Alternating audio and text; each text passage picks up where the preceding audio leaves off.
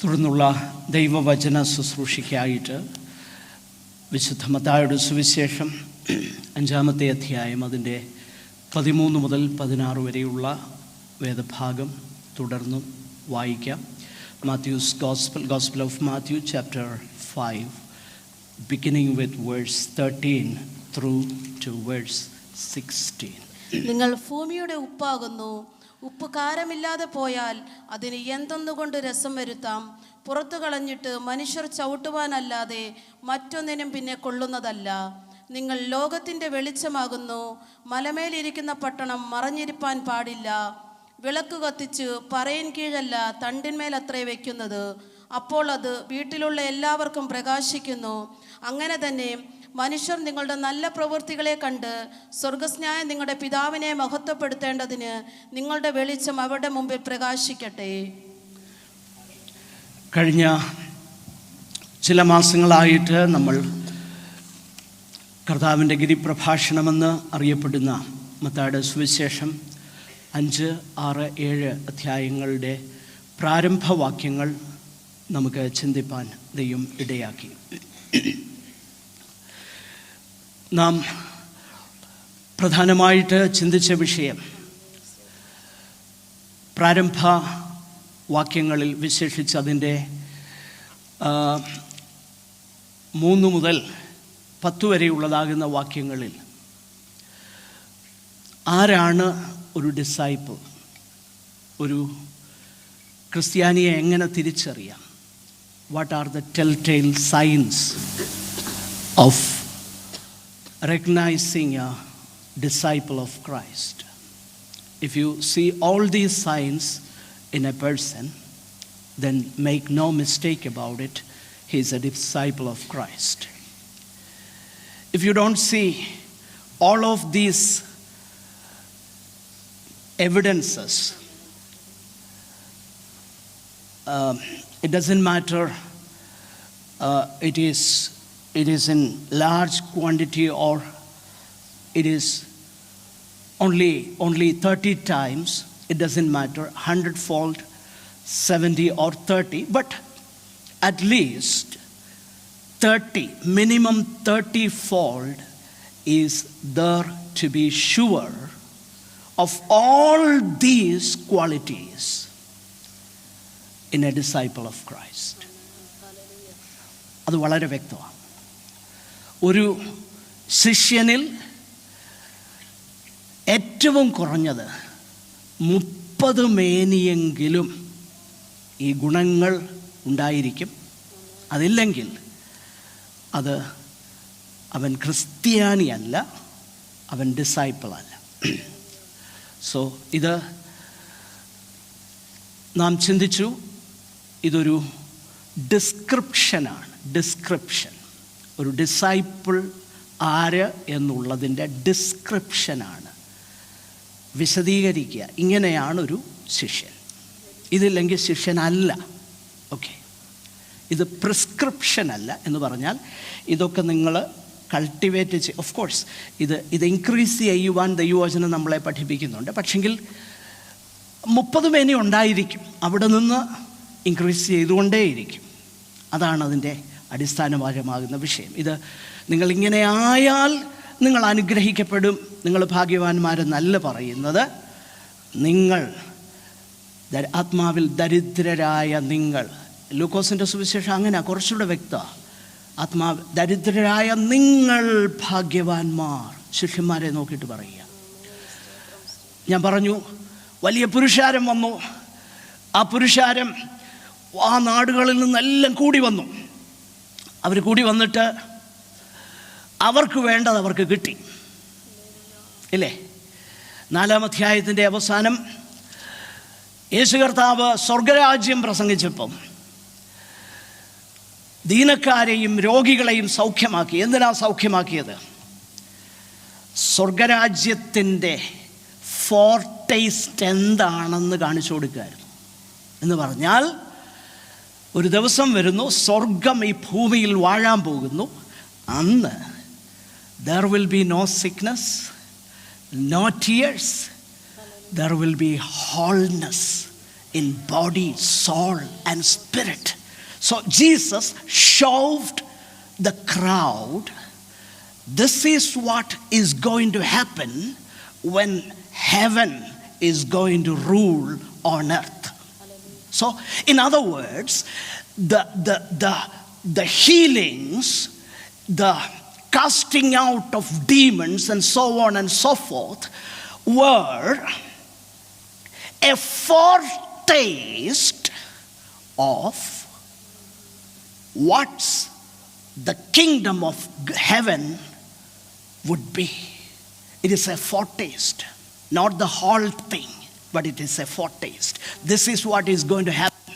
Not only your souls will be delivered, but even your body will be made whole. അതാ യേശു കാണിച്ചത്.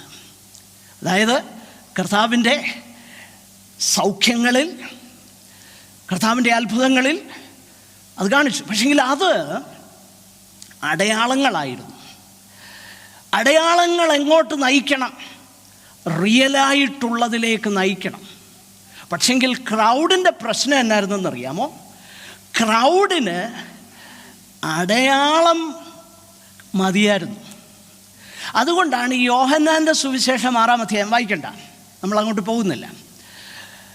കർത്താവ് പ്രത്യേകിച്ച് പറയുന്നുണ്ട്, ജനമെല്ലാം കർത്താവിനെ തേടി വന്നു. കർത്താവിനെ നോക്കിയിട്ട് പറഞ്ഞു, നിങ്ങൾ എന്തിനാ വന്നതെന്ന് എനിക്കറിയാം. നിങ്ങൾ അടയാളം കണ്ടതുകൊണ്ടല്ല, പിന്നെയോ അപ്പം തിന്നതുകൊണ്ടാണ്. നിങ്ങൾക്ക് ഞാൻ അപ്പം തന്നപ്പോൾ കർത്താവ് അവിടെ ഒരു കാര്യം അടയാളമായിട്ട് ചെയ്തു. ശരീരത്തിനപ്പം ആവശ്യമുള്ളതുപോലെ നിങ്ങളുടെ ആത്മാക്കൾക്ക് എന്നെയാണ് ആവശ്യം. അതായിരുന്നു അടയാളം. അപ്പം എന്ന അടയാളം അങ്ങോട്ടാ ചൂണ്ടിയത്. അതുകൊണ്ടാണ് കർത്താവ് പറഞ്ഞത്, എന്നെ തിന്നുന്നവൻ എൻ മൂലം ജീവിക്കുന്നു, ഞാൻ ജീവന്റെ അപ്പമാകുന്നു. അപ്പോൾ അടയാളം എന്തിലേക്ക് നയിച്ചോ അതല്ലായിരുന്നു അവരുടെ വിഷയം. അവർക്ക് അപ്പമായിരുന്നു. പക്ഷെങ്കിൽ അപ്പം വേണ്ടവർ അപ്പം തിന്നു. ഓക്കെ, അപ്പം വേണ്ടവർ അപ്പം തിന്നു. പക്ഷെങ്കിൽ അവൻ പുരുഷാരത്തെ കണ്ടാറേ. 5:1 മലമേൽ കയറി അവർ ഇരുന്ന ശേഷം ശിഷ്യന്മാർ അവൻ്റെ അടുക്കൽ വന്നു. അപ്പോൾ മനസ്സിലാക്കണം, Jesus spoke these words to the disciples in the hearing of the crowd. Okay? ഒരു പുരുഷാരം കേൾക്കെ ശിഷ്യന്മാരോട് പറഞ്ഞു. അപ്പോൾ പുരുഷാരമുണ്ട്, പിന്നെ ആരുമുണ്ട്? ശിഷ്യനുമുണ്ട്. ഇന്നിവിടെയും ഒരു പുരുഷാരമുണ്ട്, ശിഷ്യന്മാരുമുണ്ട്. ഓക്കെ, അതാരാണെന്ന് ഞാൻ പറയേണ്ട കാര്യമില്ല, നമുക്ക് തന്നെ അത് മനസ്സിലാക്കാനായിട്ട് കഴിയും. ഓക്കെ, ആരും പറയണ്ട, ആരും ആരെ ചൂണ്ടിയും ഇന്നാള് പുരുഷാരത്തിലെ ആളും ഇന്നാള് ശിഷ്യൻ, നോ, പറയേണ്ട ആവശ്യമില്ല. അന്ന പോലെ ഇന്നുമുണ്ട്. ഓക്കെ, അപ്പോൾ അത് മനസ്സിൽ വെക്കണം. ഞാനിതൊക്കെ ആവർത്തിക്കുന്നത് എന്നാണെന്നറിയാമോ? ഇങ്ങനെയുള്ള കാര്യങ്ങൾ ആവർത്തിച്ച് പറഞ്ഞാൽ ഉള്ളിലോട്ട് ചിലപ്പം കയറിയെന്ന് വരും. അതുകൊണ്ട് ഓക്കെ, അപ്പോൾ ശിഷ്യൻ ആരാണെന്ന് പറഞ്ഞിട്ട്, ഒരു ശിഷ്യൻ ശിഷ്യനായി ജീവിച്ചാൽ ലോകം എങ്ങനെ അതിനോട് പ്രതികരിക്കുമെന്ന് യേശു കർത്താവ് 11-12 വാക്യങ്ങളിൽ പറഞ്ഞു. പ്രിയപ്പെട്ടവരെ, സുവിശേഷം സത്യമാണെന്നും ഞാൻ കഴിഞ്ഞ ദിവസവും ഇന്നലെ രാത്രിയിലും ഇന്ന് പ്രഭാതത്തിലും എൻ്റെ മനസ്സിലേക്ക് വന്ന ഒരു ചിന്തയാണ്. എല്ലാവരും പറയും വേദപുസ്തകം സത്യമാണ്. ഒരുപാട് ആർക്കിയോളജിക്കൽ എവിഡൻസസ് ഉണ്ട്. ഓഫ് കോഴ്സ് ഉണ്ട്, ഒത്തിരി ആർക്കിയോളജിക്കൽ എവിഡൻസസ് ഉണ്ട്. ഹിസ്റ്ററി ഉണ്ട്, ഓഫ് കോഴ്സ് ഉണ്ട്, നിശ്ചയമായിട്ടും ഉണ്ട്. എന്നാൽ ഏറ്റവും വലിയ എവിഡൻസ് എന്തെന്നറിയാമോ? ഈ പുസ്തകം സത്യമാണെന്ന് യേശുവിൻ്റെ വാക്കുകളാണ്. അതെന്നെ ഉപദേശി. യേശു കർത്താവ് പറഞ്ഞു, ഒരു ശിഷ്യനായി ജീവിച്ചാൽ അവൻ ഉപദ്രവിക്കപ്പെടും. കഴിഞ്ഞ ദിവസം മഹാരാഷ്ട്രയിലെ ഒരു BJP MLA പറഞ്ഞു, മിഷണറിമാരെ അവരെ അപായപ്പെടുത്തിയാൽ 5 ലക്ഷം രൂപ പ്രതിഫലം, ഒരു മിഷണറിയെ കൊന്നാൽ 11 ലക്ഷം രൂപ ഞാൻ തരാം. പരസ്യമായിട്ട് വിളിച്ചു പറഞ്ഞ കാര്യമാണ്, പത്രങ്ങളിലുണ്ടായിരുന്നു. അപ്പം ആദ്യം ഞാനൊന്ന് ചഞ്ചലിച്ചു.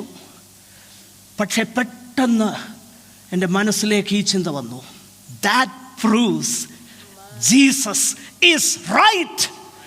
That proves the Bible is true. That proves there is only one way, and that proves there is only one gospel.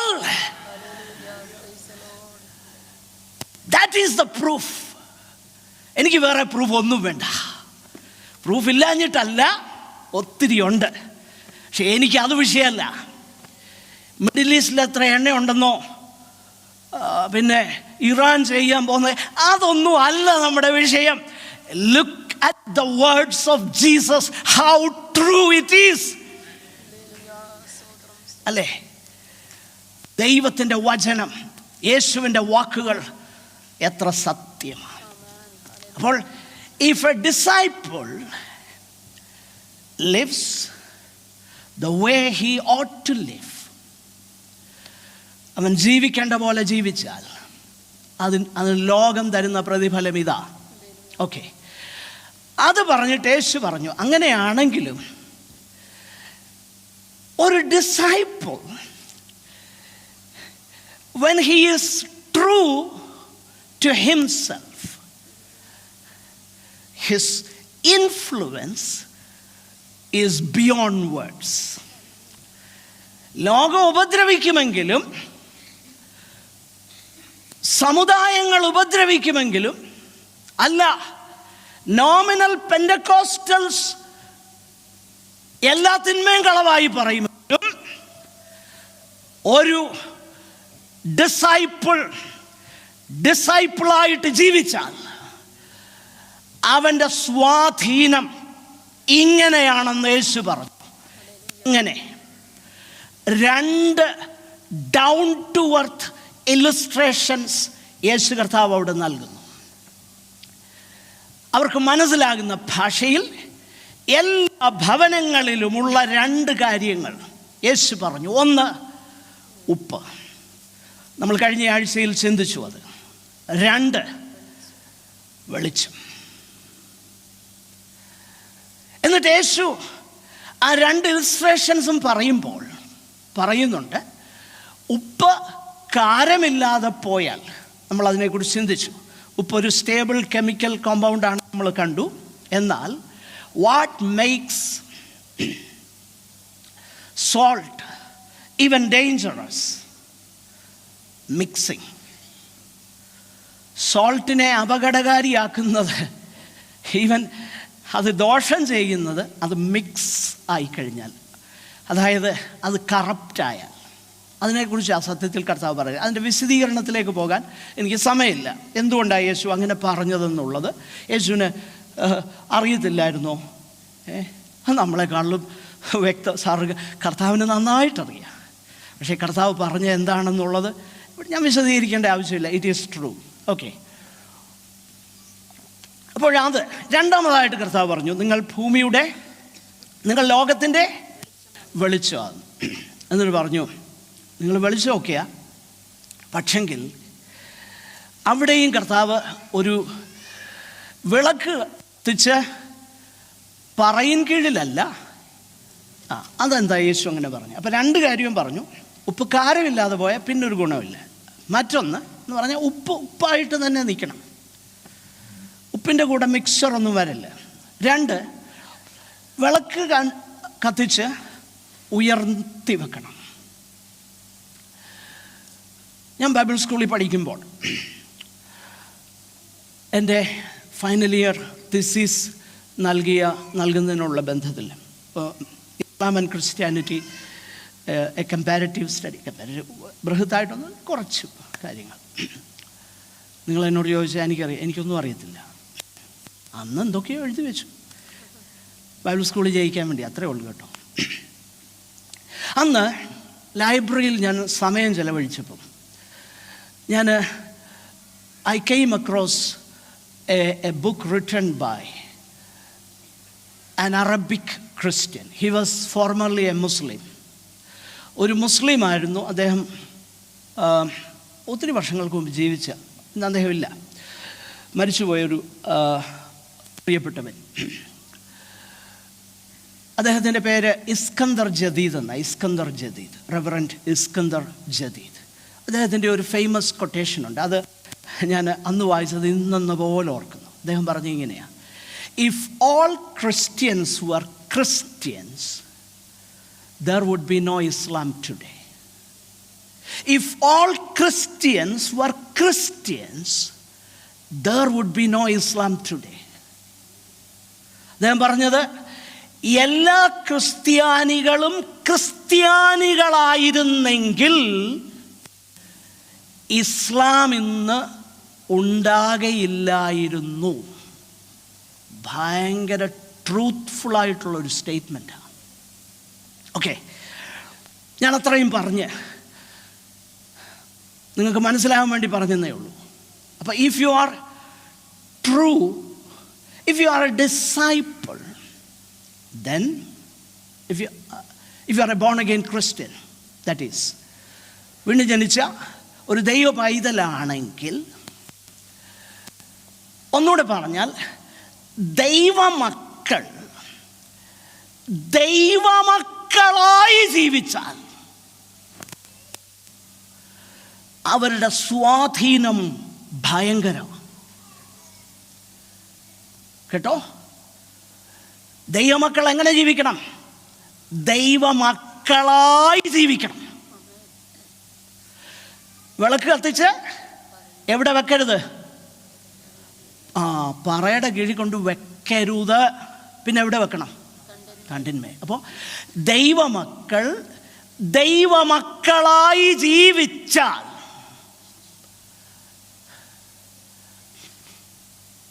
പ്രിയപ്പെട്ടവരെ, അത് ഭയങ്കര ഇൻഫ്ലുവൻസ്, ഭയങ്കര സ്വാധീനം. ഓക്കെ, ഈ ഒരു കാര്യം കർത്താവ് പറയുമ്പോൾ നമ്മൾ മനസ്സിലാക്കണം. യേശു കർത്താവ് പറഞ്ഞ ഒരു കാര്യമുണ്ട്. യോഹന്നാൻ 8:12 ഇങ്ങനെയാണ്: ഞാൻ ലോകത്തിൻ്റെ വെളിച്ചമാകുന്നു. ഞാൻ ലോകത്തിൻ്റെ വെളിച്ചമാണ്. എന്നെ അനുഗമിക്കുന്നവൻ അവൻ ഇരുളിൽ നടക്കുകയില്ല. അങ്ങനെ നടക്കാതെ ജീവന്റെ വെളിച്ചമുള്ളവൻ ആകും. എന്നെ അനുഗമിക്കുക, നിങ്ങൾ ജീവന്റെ വെളിച്ചമുള്ളവരാകണം എന്നാണോ കർത്താവ് പറഞ്ഞേ? അങ്ങനെയാണോ പറഞ്ഞേ? അല്ല. എന്നെ അനുഗമിച്ചോ? അനുഗമിച്ചാൽ എന്തോ ഉണ്ടാകും? ജീവന്റെ വെളിച്ചമുള്ളവൻ ആകും. അതിൻ്റെ കൂടെ വേറെ ഇഫ് ഓർ ബട്ട്സ് ഒന്നുമില്ല. അങ്ങനെയെങ്കിലോ ഇങ്ങനെയെങ്കിലോ ഒന്നുമില്ല. എന്നെ അനുഗമിച്ചോ? ജീവന്റെ വെളിച്ചമുള്ളവൻ ആകും. അതിൻ്റെ കാരണം എന്നാ? യേശു കർത്താവിനെ കുറിച്ച് നമുക്കറിയാം. മത്തായി സുവിശേഷം എഴുതുമ്പോൾ തന്നെ അതിൻ്റെ 4-ാമത്തെ അധ്യായത്തിൽ നമ്മൾ കണ്ടു, ഈ ചുങ്കക്കാരനാകുന്ന ഇദ്ദേഹം എഴുതുമ്പം യെശയ്യാവിനെ കോട്ട് ചെയ്തുകൊണ്ട് ഇങ്ങനെ പറഞ്ഞു. അതിൻ്റെ 4-ാം അധ്യായം 14 മുതൽ 16 വരെയുള്ള വാക്യങ്ങൾ, ചാപ്റ്റർ 4 വേഴ്സ് 14 to 16 വായിക്കണ്ട, ഞാനങ്ങ് പറയാം. ഇരുട്ടിലിരുന്ന ജനം വലിയൊരു വെളിച്ചം കണ്ടു. Light shining in the darkness. ആരെക്കുറിച്ചായി പറയുന്നതെന്നറിയാമോ? നമ്മുടെ കർത്താവിനെ കുറിച്ച്. മാത്രമല്ല, യോഹന്നാൻ തന്നെ പറയുന്നുണ്ട്, ഇരുളിനെക്കുറിച്ചും വെളിച്ചത്തെക്കുറിച്ചും അതിനെ കോൺട്രാസ്റ്റ് ചെയ്ത് ഏറ്റവും അധികം എഴുതുന്നത് യോഹന്നാൻ അപ്പോസ്തലനാണ്, തൻ്റെ ലേഖനത്തിലും സുവിശേഷത്തിലും. യോഹന്നാൻ പറയുന്നത് ഇങ്ങനെയാണ്: സത്യ വെളിച്ചം ലോകത്തിലേക്ക്, John's gospel chapter 1, the prologue of John's gospel, യോഹന്നാന്റെ സുവിശേഷത്തിൻ്റെ ഇൻട്രൊഡക്ഷൻ.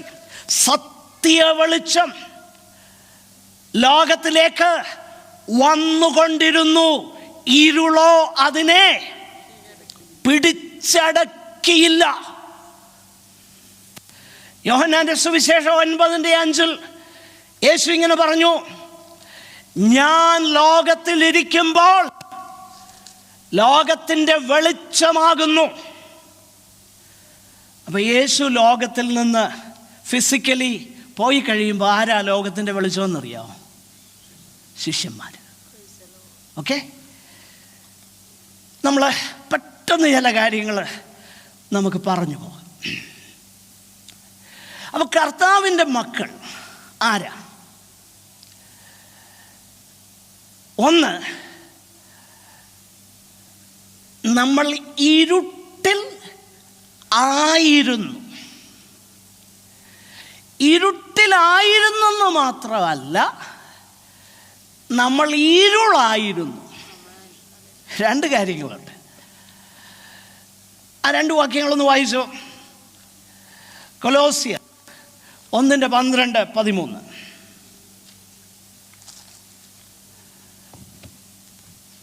വിശുദ്ധന്മാർക്ക് വെളിച്ചത്തിലുള്ള അവകാശത്തിനായി നമ്മെ പ്രാപ്തന്മാരാക്കുകയും. ഒന്ന്, വെളിച്ചത്തിലുള്ള അവകാശത്തിനായിട്ട് നമ്മളെ എന്ത് ചെയ്തു? പ്രാപ്തന്മാരാക്കുകയും നമ്മെ ഇരുട്ടിന്റെ അധികാരത്തിൽ നിന്ന് വിടുവിച്ച് തന്റെ ഒന്ന് നിർത്തണേ.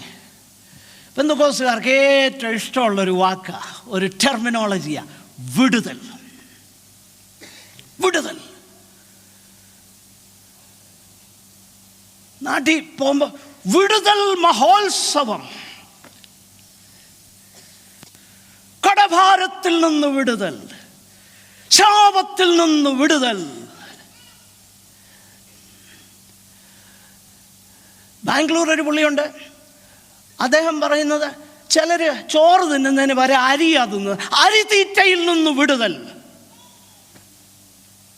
മദ്രാസിൽ വേറൊരു പുള്ളിയുണ്ട്, വെയിറ്റ് ലോസ് പ്രോഗ്രാം. നോക്കിക്കേ, ഒരു വെയിങ് മെഷീൻ കൊണ്ടുവന്ന് സ്റ്റേജിൽ വെച്ച് നോക്കിയേ, പ്രാർത്ഥിക്കും. എന്നിട്ട് ആദ്യം കയറി നോക്കും, 85 കിലോ. ഇനിയും കയറുന്നേ 80 ഹല്ലേലൂയ.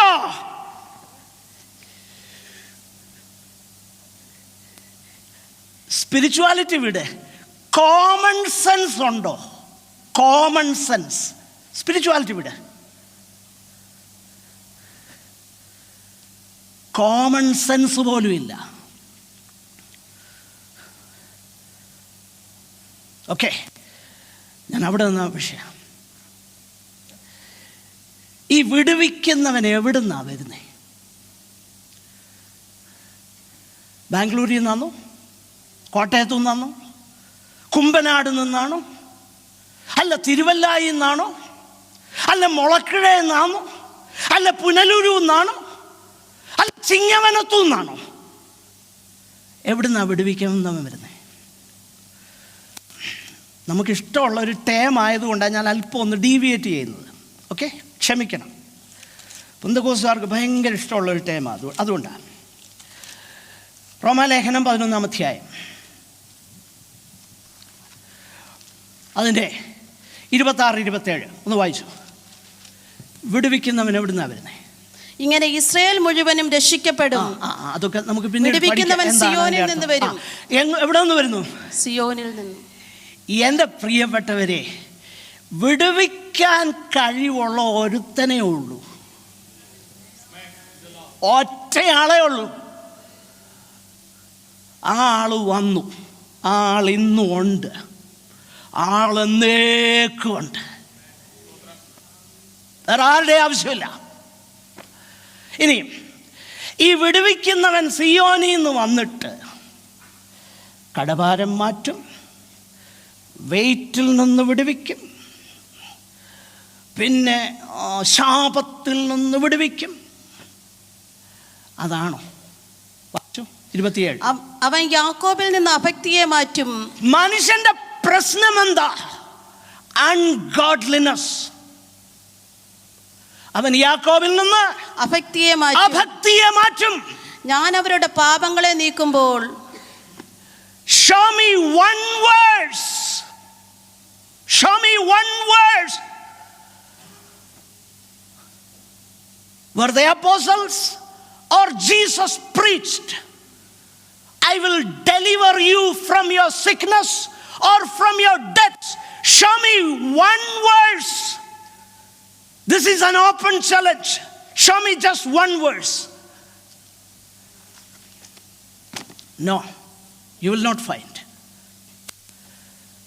അപ്പോൾ ഉപദേശി, ഇത് പുസ്തകത്തിൽ ഇല്ലായിരുന്നു. ഇല്ലായിരുന്നു. ഞങ്ങൾ ഓർത്തെ ഉണ്ടായിരുന്നു. ഇല്ലല്ലേ. ഇനിമേലും മനസ്സിലാക്കിയോ, ഇതില്ല. ഇനി വരുന്നുണ്ട്, വിടുതലിൻ്റെ ഉസ്താദുമാർ ഇവിടെ വരുന്നുണ്ട് കേട്ടോ. ചിലർക്ക് ഒളിച്ചാണേലും പോകാനുള്ള ടെംപ്റ്റേഷൻ ഉണ്ട്. അതുകൊണ്ട് ഞാൻ പറഞ്ഞ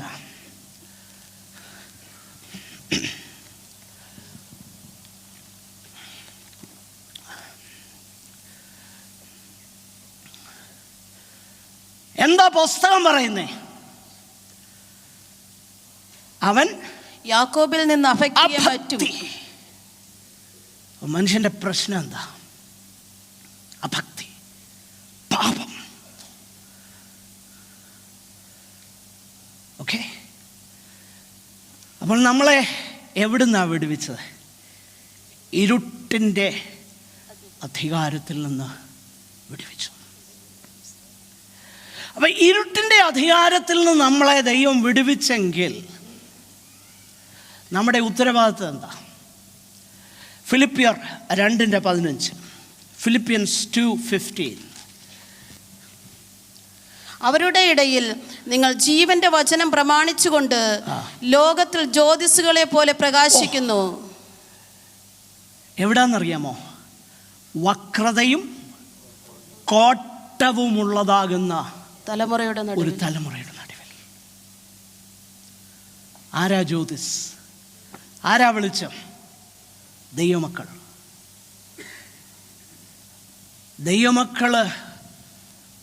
ലൈറ്റ് അല്ലെങ്കിൽ, പ്രിയ ദൈവമക്കളെ, നിങ്ങൾ ജോലി ചെയ്യുന്ന സ്ഥലത്ത്, പ്രിയ കുഞ്ഞുങ്ങളെ, നിങ്ങൾ പഠിക്കുന്ന യൂണിവേഴ്സിറ്റിയിൽ നിങ്ങൾ ക്രൗഡിൻ്റെ കൂടെ ചേർന്ന് പോവുകയാണ്. ചില സന്ദർഭങ്ങളിൽ അവരെക്കാളും താഴെയാണ് നിങ്ങളെങ്കിൽ നിങ്ങൾക്ക് അയ്യോ കഷ്ടം.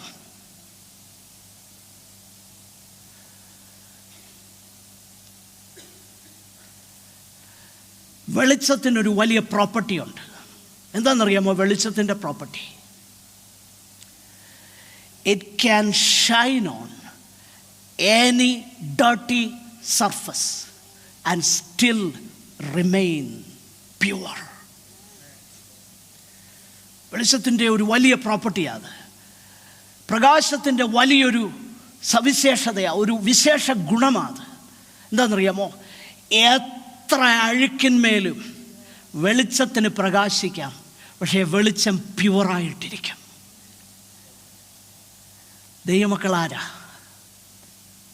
ദൈവമക്കൾ വെളിച്ചം. എഫേസ്യർ 5:8 മുതൽ 10 വരെയുള്ള വാക്യങ്ങൾ പെട്ടെന്ന്. മുമ്പേ നിങ്ങൾ ഇരുളായിരുന്നു. അപ്പോൾ നമ്മൾ ഇരുട്ടിലായിരുന്നെന്ന് മാത്രമല്ല, മുമ്പേ നമ്മൾ എന്തായിരുന്നു? ഇരുളായിരുന്നു. നമ്മൾ ഇരുളായിരുന്നു എന്ന് പറഞ്ഞാൽ എന്തോ വേദപുസ്തകം പറയുന്നത്? ലോകത്തിലുള്ള എല്ലാ മനുഷ്യരും യൂണിഫോമിൽ ഈവിളാണെന്നാണോ? അല്ല. ബേസിക്കലി വീണ്ടും ജനിക്കാത്ത എല്ലാവരും ഇരുളാണ്. ബേസിക്കലി നല്ല മനുഷ്യരില്ലെന്നല്ല അതിൻ്റെ അർത്ഥം, നല്ല മനുഷ്യരുണ്ട്. പക്ഷേ അവരും ക്രിസ്തുവിനെ കൂടാതെ ദൈവ തേജസ്സിൽ നിന്ന് അന്യപ്പെട്ടവരാ. എല്ലാവരും ഒരുപോലെ പാപം ചെയ്തവരെന്തായി തീർന്നു. അത് നല്ല മനുഷ്യരും, അത് റോമാലേഖനത്തിൽ പ്രൂവ് ചെയ്യുന്ന നല്ല മനുഷ്യരുണ്ട്. 2-ാം അധ്യായം 1 മുതൽ 16 വരെ പറയുന്നത് നല്ല മനുഷ്യർ. പക്ഷേ അവരും എന്താണെന്നറിയാമോ? ഇരുളായിരുന്നു. പോള് ഇതിനെ വളരെ കൃത്യമായി ഡിസ്ക്രൈബ് ചെയ്യുന്നുണ്ട്. എഫേസിലെ ആ വേദഭാഗം നമ്മുടെ ചിന്തയിൽ വെച്ചുകൊണ്ട് നമ്മളിപ്പോൾ മടങ്ങി വരും. എന്നാൽ അതിൻ്റെ 1-2-3 വാക്യങ്ങളൊന്ന് വായിച്ച്. എഫേഷ്യൻസ്. അതിക്രമങ്ങളാലും പാപങ്ങളാലും മരിച്ചവരായിരുന്ന നിങ്ങളെയും അവൻ ഉയർപ്പിച്ചു. അവയിൽ നിങ്ങൾ മുമ്പേ. അപ്പോൾ ആ 2-ാമത്തെ അധ്യായത്തിൽ 2 കാര്യങ്ങളാ പ്രധാനമായിട്ട് പറയുന്നത്. Who we were by nature, സ്വഭാവത്താൽ നമ്മൾ എന്തായിരുന്നു. 2, who we are by grace. ആ 2 കാര്യങ്ങളാണ് 2-ാം അധ്യായത്തിൻ്റെ പ്രധാനപ്പെട്ട പ്രതിപാദ്യ വിഷയം. The 2 themes of 2nd chapter of Ephesians are this: who we are by nature, and secondly, who we become by grace. Okay. നിങ്ങൾ എന്തായിരുന്നു വായിച്ചു? അവയിൽ നിങ്ങൾ മുമ്പേ ഈ ലോകത്തിന്റെ കാലഗതിയെയും ആകാശത്തിലെ അധികാരത്തിനും അനുസരണക്കേടിന്റെ മക്കളിൽ. എന്തൊക്കെയായിരുന്നു അവിടെ? അത് ഇപ്പോൾ വിശദീകരിക്കാൻ. നിങ്ങൾ ഇങ്ങനെയൊക്കെ ആയിരുന്നു. ഓക്കെ. ഇപ്പോൾ വ്യാപരിക്കുന്ന ആത്മാവിനും. അധികാരത്തെ ആകാശത്തിലെ അനുസരണം ഇപ്പോൾ വ്യാപരിക്കുന്ന ആത്മാവിനും അധിപതിയായവനെയും അനുസരിച്ച് നടന്നു. അവരുടെ ഇടയിൽ നാം എല്ലാവരും മുമ്പേ നമ്മുടെ ജഡമോഹങ്ങളിൽ നടന്നു. ബേസിക്കലി പറഞ്ഞാൽ ഇതായിരുന്നു നമ്മൾ. ഓക്കെ. എന്നാ പിന്നീട് പറയുന്നുണ്ട്, കരുണാസമ്പന്നനായ ദൈവമോ. ആ വാക്യം എനിക്ക് ഒത്തിരി ഇഷ്ടമാണ്. കരുണാസമ്പന്നനായ ദൈവമോ, നമ്മെ സ്നേഹിച്ച മഹാസ്നേഹം നിമിത്തം. എപ്പോഴാ സ്നേഹിച്ചതെന്നറിയാം? ഇങ്ങനെ ആയിരുന്നപ്പം. ഓക്കെ.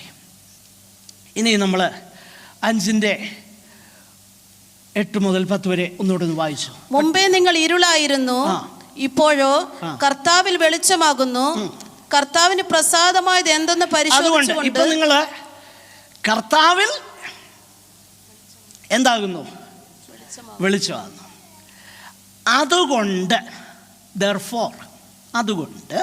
കർത്താവിന് പ്രസാദമായത് എന്തെന്ന് പരിശോധിച്ചുകൊണ്ട്. അപ്പൊ നമ്മൾ എപ്പോഴും അന്വേഷിക്കേണ്ടത് എന്താ? കർത്താവേ, അങ്ങയ്ക്ക് പ്രസാദകരമായത് ഇതാണോ രാവിലെ ചോദിക്കുന്നത്? നമ്മളോട് ചോദിച്ചു. രാവിലെ എഴുന്നേറ്റ് അങ്ങനെ പ്രാർത്ഥിക്കുന്നുണ്ടെങ്കിൽ, കർത്താവേ, show me today what is pleasing in your sight. Show me from your word. Show me. കർത്താവേ, അങ്ങേക്ക് പ്രസാദകരമായതെന്താ? പരിശോധിച്ചുകൊണ്ട് വെളിച്ചത്തിലുള്ളവരായി നടന്നുകൊള്ളുവീൻ. വെളിച്ചത്തിൽ നടപ്പീൻ. അടുത്തത്, സകല സൽഗുണവും നീതിയും സത്യവുമല്ലോ വെളിച്ചത്തിന്റെ ഫലം. ഇനി അടുത്ത ഒന്ന് വായിച്ചേ. ഇരുട്ടിന്റെ നിഷ്ഫല പ്രവർത്തികളിൽ കൂട്ടാളികളാകരുത്. അപ്പൊ ദൈവമക്കൾക്ക് എന്തോ ആകാൻ വേണമെങ്കിൽ, അതുകൊണ്ടല്ലേ അപ്പോൾ പറയുന്നേ, യു ആർ കേപ്പബിൾ. പാപം ചെയ്യാത്തൊരു അവസ്ഥയിലോട്ടൊന്നും നമ്മൾ മാറിയിട്ടില്ല. ആ ഫേമസ് ഹിം റൈറ്റർ പറയുന്നത് പോലെ ഒരു ദിവസം വരും, when all the ransom church of God be saved to sin no more. The blood shall never lose its power until all the ransomed church of God be saved to sin no more. There will come a day. അതുവരെ യേശുവിൻ്റെ രക്തം പാപത്തിൻ്റെ കടം നീക്കുവാൻ, what can wash? No, ഇമ്മാനുവേൽ തൻ ചങ്കതിൽ നിന്നൊഴുകും രക്തം. അതിൽ ഞാൻ മുങ്ങിയപ്പോൾ ഞാൻ എന്തായി തീർന്നു? ശുദ്ധനായി. ഇന്നും അതിൻ്റെ ശക്തി തീർന്നിട്ടില്ല, അത് ശക്തിമത്ത. ഓക്കെ, അപ്പോൾ ഇത് ആണ് വെളിച്ചത്തിൻ്റെ ഫലം. ഇനി എന്താണ് കർത്താവ് ഇവിടെ പറയുന്നത്? അതിൻ്റെ അടുത്ത വാക്യം കൂടി പറഞ്ഞ് കർത്താവ് പറഞ്ഞു, വിളക്ക്. അപ്പോൾ നിങ്ങൾ വെളിച്ചത്തിലുള്ളവരായിട്ട് നടക്കണം. വിളക്ക് കത്തിച്ച് പറയുടെ കീഴിൽ വെക്കരുത്, അത് തണ്ടിന്മേൽ വെക്കണം. മലമേലിരിക്കുന്ന പട്ടണം മറഞ്ഞിരിക്കാനായിട്ട് കഴിയുകയില്ല, അത് ദൂരത്തു നിന്ന് തന്നെ അത് കാണും. ഓക്കെ, വിശദീകരിക്കാൻ നേരമില്ല. ഇനിയും അതിൻ്റെ 16-ാമത്തെ വാക്യം, അങ്ങനെ തന്നെ മനുഷ്യർ നിങ്ങളുടെ നല്ല പ്രവൃത്തികളെ കണ്ട്. അപ്പോൾ അങ്ങനെ തന്നെ മനുഷ്യർ, എങ്ങനെ? നിങ്ങൾ ഉപ്പായിട്ട് ജീവിക്കുമ്പം, അല്ലെ നാം ദൈവമക്കളായിട്ട് ജീവിക്കുമ്പം മനുഷ്യരൊരു കാര്യം കാണും. എന്താ?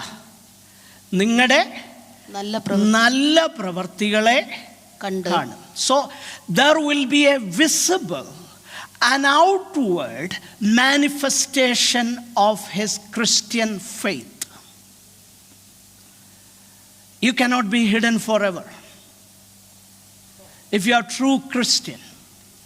നമ്മൾ സാധാരണ പറയുന്നൊരു കാര്യമുണ്ടല്ലോ, മോശ കുഞ്ഞിനെ എത്ര മാസം ഒളിപ്പിച്ചു വെച്ചെന്നറിയാമോ? 3 മാസം. അത് കഴിഞ്ഞ് പറ്റുകയില്ലെന്ന് വന്നു. അപ്പം if you really are true to yourself, there will come a time you cannot hide who you are.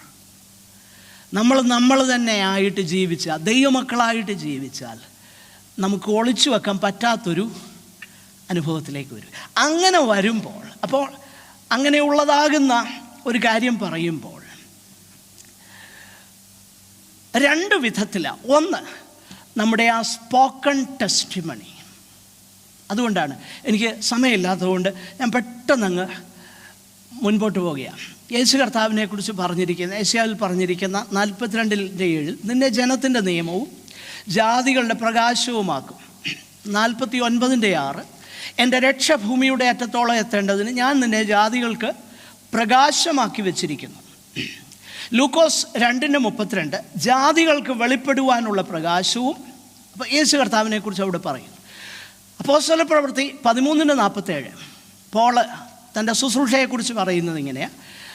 സിനഗോഗിലുള്ളവർ പോളിനെ ദൂഷിച്ചപ്പം പോളിൻ്റെ മറുപടി, നീ ഭൂമിയുടെ അറ്റത്തോളവും രക്ഷയാകേണ്ടതിന് ഞാൻ നിന്നെ ജാതികളുടെ വെളിച്ചമാക്കി വെച്ചിരിക്കുന്നു. അപ്പോൾ ഈ വാക്യങ്ങളെല്ലാം നമ്മളെ പഠിപ്പിക്കുന്ന ഒരു കാര്യമുണ്ട്. ഒന്ന്, evangelism is primarily a good work. ദൈവസഭേ, കഴിഞ്ഞ ദിവസവും few people turned up. അത് മതിയെന്നേ. പക്ഷേ I call upon all of you, നിങ്ങൾ എവിടെയെങ്കിലുമൊക്കെ ട്രാക്സ് വേണോ? ഞാൻ കമ്മിറ്റിക്കാരോട് പറഞ്ഞിട്ടുണ്ട് ഓർഡർ ചെയ്യാൻ. We will supply. സുവിശേഷം അറിയിക്കണം.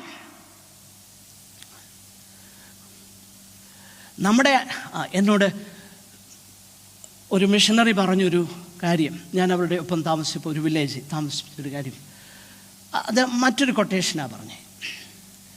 വേറൊരു കൊട്ടേഷൻ, മറ്റൊരു ദൈവഭൃത്യൻ്റെ ഉദ്ധരണി അദ്ദേഹം എടുത്തു പറഞ്ഞതാണ്, എങ്കിലും അത് വളരെ വാലിഡാണ്. അദ്ദേഹം പറഞ്ഞു, ഇഫ് യുവർ ചർച്ച് ഈസ് സിക്ക്, put your church on a missionary diet, it will heal.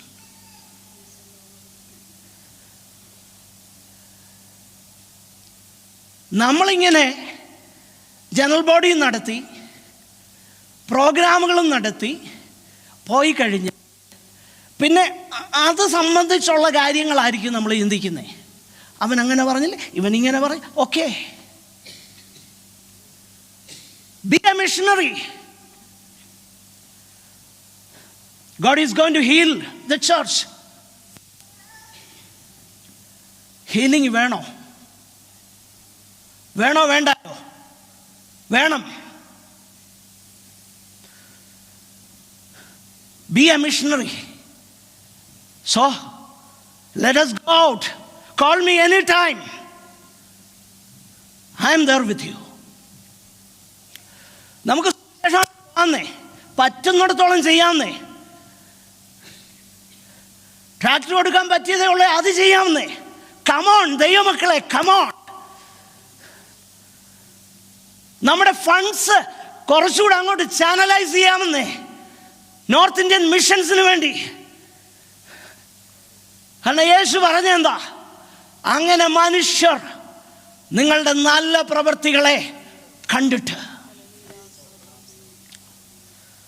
അപ്പോൾ നല്ല പ്രവൃത്തി സുവിശേഷ വിലയാണോ എന്ന് നിങ്ങൾ എന്നോട് ചോദിക്കും. പ്രധാനപ്പെട്ടത് അതാ, ബാക്കി എല്ലാം നല്ല പ്രവൃത്തി. അതുകൊണ്ടാണ് യേശു പറഞ്ഞേ, യോഹന്നാന്റെ സുവിശേഷം 6-ാം അധ്യായത്തിൽ ഈ ശിഷ്യന്മാർ ചോദിച്ചു, ആ പുരുഷാരം ചോദിച്ചു, ഞങ്ങൾ എന്നാ ചെയ്യേണ്ടത്, ഞങ്ങൾ എന്തോ പ്രവൃത്തിയാണ് ചെയ്യേണ്ടത് രക്ഷപ്പെടാൻ. അപ്പോൾ കർത്താവ് പറഞ്ഞു 6:29, യോഹന്നാൻ 6:29. യേശു അവരോട്, ദൈവത്തിന് പ്രസാദമുള്ള പ്രവൃത്തി അവൻ അയച്ചവനിൽ നിങ്ങൾ വിശ്വസിക്കുന്നത് അത്രയെന്ന് ഉത്തരം പറഞ്ഞു. എന്നാ പ്രസാദമുള്ള പ്രവൃത്തി? അയച്ചവനിൽ അത് പ്രവൃത്തിയാണോ? ആണെന്നേ, ഒരർത്ഥത്തിൽ. കാരണം അവർ ചോദിച്ചതിൻ്റെ മറുപടി അത്. പ്രസാദമുള്ള പ്രവൃത്തി എന്താ?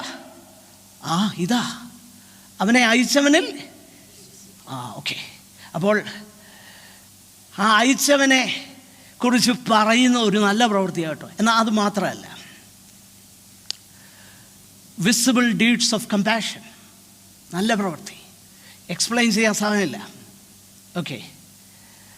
അങ്ങനെ മനുഷ്യർ നിങ്ങളുടെ നല്ല പ്രവൃത്തികളെ കാണുമ്പോൾ സ്വർഗ്ഗസ്നായ, കൊള്ളാം കേട്ടോ, നല്ലൊരു മനുഷ്യൻ എന്നാണോ പറയുന്നത്? എന്നാണോ പറയുന്നത്? അങ്ങനെ ആണോ?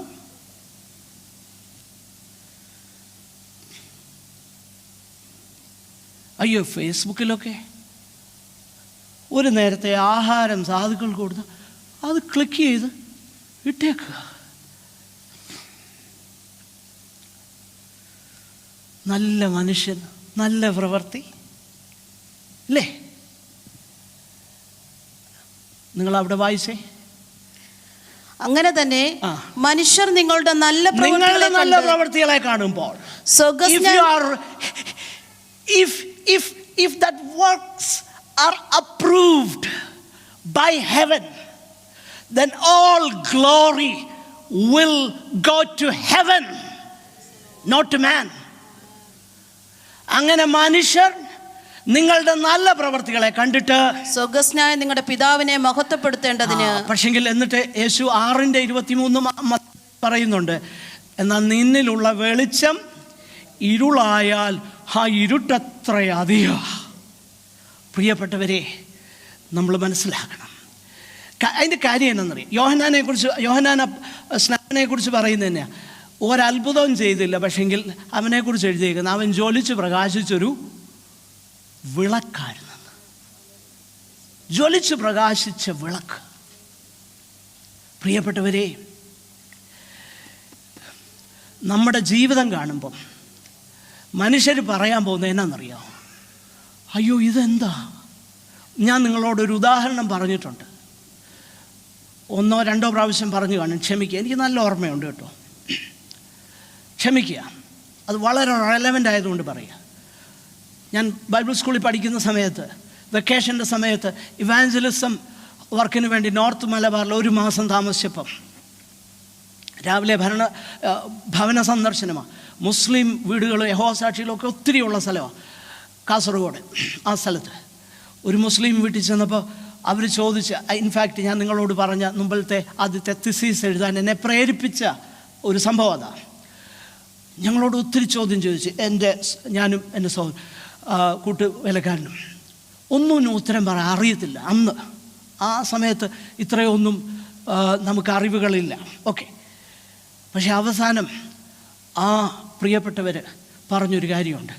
പക്ഷേ ഞാനിതൊക്കെ പറഞ്ഞാലും ഞങ്ങളുടെ അയലോകക്കാരനാകുന്ന മത്തായി, അദ്ദേഹത്തിലുണ്ടായ മാറ്റം ഞങ്ങൾക്ക് അറിയില്ല എന്നാ സംഭവിച്ചത്. കാരണം അദ്ദേഹം അവിടുത്തെ പേര് കേട്ട റൗഡിയായിരുന്നു.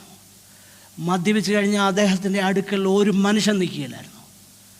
ചേട്ടന്മാരെന്നാണ് വിളിക്കുന്നത്. ഈ ക്രിസ്ത്യാനികളെല്ലാം വടക്കേ മലബാർ ചേട്ടൻ എന്നാണ് പറയുന്നത്. ഞങ്ങൾ ചെന്നപ്പോഴും പറയുന്നത്, അവിടുത്തെ ഉമ്മ വിളിച്ച് പറഞ്ഞു, എടാ സബീറെ, ചേട്ടന്മാർ വന്നിട്ടുണ്ടെന്ന് പറഞ്ഞു. കാരണം ഞങ്ങൾ ഈ പുസ്തകം കൊണ്ട് അങ്ങോട്ട് ചെല്ലുക. അപ്പം ചേട്ടന്മാർ, ഈ ചേട്ടൻ, ഈ മത്തായി ചേട്ടൻ, അവർ പറഞ്ഞ ഒരു കാര്യമാണ്, we don't know what happened. The world will recognize what grace can in the life of a sinner. ഒരു പാപിയുടെ ജീവിതത്തിൽ കൃപയ്ക്ക് എന്ത് ചെയ്യാൻ കഴിയുമെന്ന് ലോകം മനസ്സിലാക്കും. അങ്ങനെയെങ്കിൽ കർത്താവ് പറയുന്ന വാക്കുകൾ ശ്രദ്ധിച്ച് 3 കാര്യങ്ങൾ സംഭവിക്കും. 1, യു ആർ ബ്ലെസ്സഡ്. 2, ലോകം വെളിച്ചം കാണും. ഓക്കെ, 3 കാര്യങ്ങളാണ്. 1, നിങ്ങൾ ഭാഗ്യവാന്മാരാണ്. 2, മറ്റുള്ളവർ വെളിച്ചം കാണും. 3-ാമത്തെ ഏറ്റവും വലിയ കാര്യം, എൻ്റെ പിതാവ് മഹത്വപ്പെടും. All glory, honor and praise. Let the choir come forward. Praise the Lord. സകല മഹിമയും മഹത്വവും പുകഴ്ചയും. നിത്യതയിൽ അവർ പാടുന്ന ഒരു പാട്ടുണ്ട്. അവിടെ വലിയ കിരീടമൊക്കെ വെച്ച്, എൻ്റെ കിരീടം ഒന്നോയിക്കേ, അതിനകത്ത് എത്ര മുത്തുണ്ട്, നിൻ്റെ കിരീടം നിൻ്റെ അത്ര കൊള്ളത്തില്ല. ഇതൊന്നുമല്ല ആ കിരീടം എന്ന് പറയുന്നതൊക്കെ. അങ്ങനെ ഒരു കിരീടം ഉണ്ടെങ്കിൽ ഐ ഡോണ്ട് നോ, എനിക്കറിയത്തില്ല. എന്ന് പറഞ്ഞാൽ നമ്മൾ ചിന്തിക്കുന്ന പോലുള്ള കിരീടം. ഓഫ് കോഴ്സ് തേജസ് ഉണ്ട് അവിടെ, ആകട്ടെ. പക്ഷേ അവിടെ കിരീടവും വിഷയമല്ല, സീറ്റും വിഷയമല്ല. കാരണം ആ ജീവികൾ സിംഹാസനത്തിലിരിക്കുന്നവന്, അറുക്കപ്പെട്ട കുഞ്ഞാടിന് മഹത്വവും ബഹുമാനവും പുകഴ്ചയും അർപ്പിക്കുമ്പോൾ മൂപ്പന്മാരെല്ലാം സിംഹാസനത്തിൽ നിന്നിറങ്ങും. കസേരയൊന്നും വലിയ കാര്യമല്ല, വലിയ കാര്യമൊന്നല്ല, ഒട്ടും കാര്യമല്ല. ഈ പന്ന കാര്യത്തിന് വേണ്ടിയിട്ടാണ് ഇവിടെ കിടന്ന് കടിപിടി കൂട്ടുന്നത്.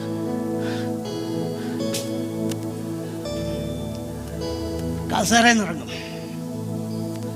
ഇപ്പോഴുള്ള കസേരയല്ല, സിംഹാസനം എന്നാണ് എഴുതിയേക്കുന്നത്. അവിടെ നിന്ന് ഇറങ്ങും. പിന്നെ എൻ്റെ കിരീടത്തിൻ്റെ മുത്തിനകത്ത് ഞാനിങ്ങനെ അഭിരമിക്കുകയല്ല. പിന്നെയോ, എനിക്ക് കിരീടം കിട്ടിയത് തന്നെ എന്തിനാ? കേൾക്കണേ, എനിക്ക് കിരീടം കിട്ടിയത് തന്നെ എന്തിനാ? കിരീടം കിട്ടിയത് കുഞ്ഞാടിൻ്റെ പാദപീഠത്തിൽ അർപ്പിക്കാൻ വേണ്ടിയിട്ടാ. മനസ്സിലായോ? അങ്ങനെയെങ്കിൽ ഇവിടെ ജീവിക്കുമ്പോൾ പ്രതിഫലം കിട്ടും. പ്രതിഫലം എന്തിനാ? എനിക്ക് നിത്യതയിൽ കുഞ്ഞാട് പാദപീഠത്തിൽ അർപ്പിക്കണം. അങ്ങനെ ഒന്ന് ചിന്തിച്ചേ. Lord, I want to offer something at your feet. ആ പാദപീഠത്തിൽ മൊറേവിയൻ മിഷണറിമാർ പറയുന്നൊരു കാര്യമുണ്ട്. The lamb was slain, and therefore let us win for the lamb the honor due his name. അതുകൊണ്ടാണ് ആ മിഷണറിമാർ കുഷ്ഠരോഗികളും മാത്രമുള്ള ആ കാലത്ത് ഒരു കോളനിയിലേക്ക് ചെന്നു.